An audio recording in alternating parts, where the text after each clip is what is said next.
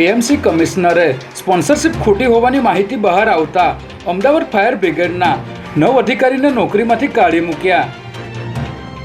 ગુજરાત સરકારે ખેડૂતો માટે ખોલ્યો સરકારી ખજાનો.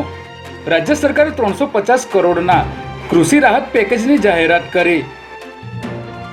ભારતના ઉપરાષ્ટ્રપતિ જગદીપ ધનખડે અમદાવાદ ખાતે 8મા આંતરરાષ્ટ્રીય ધર્મધમ સંમેલનનો શુભારંભ કરાવ્યો. અમદાવાદ એસીબીની ટીમે ભરૂચની કોર્ટમાં આરોપી તરફે ચુકાદો અપાવવાનું કહી 4 લાખની લાંચ લેતા વકીલ સલીમ મંસૂરીને ઝડપી લીધો. દેશભરમાં જુદા જુદા શિક્ષણ બોર્ડ અંગે કેન્દ્ર સરકારે તમામ રાજ્યોને એક જ શિક્ષણ બોર્ડ બનાવવાની સલાહ આપી. ગાંધીનગર એલસીબીએ પીછો કરતા દારૂ ભરેલી ગાડીનો અકસ્માત સર્જાયો. બુટલેગર થાંભલાના સહારે બ્રિજ કૂદી ફરાર થઈ ગયો. એસીપીએ વોરંટ ઇસ્યુ ન કરતા પશ્ચિમ અમદાવાદના એક વિસ્તારમાં જુગારની રેડ માટે ગયેલી પોલીસ 4 કલાક રાહ જોઈને પરત ફરી.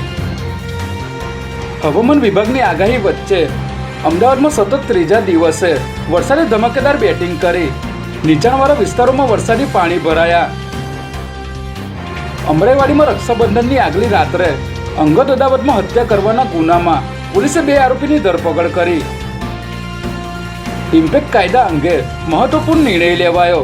4.5 FSI સુધીના ગેરકાયદેસર બાંધકામો હવે નિયમિત થઈ શકશે.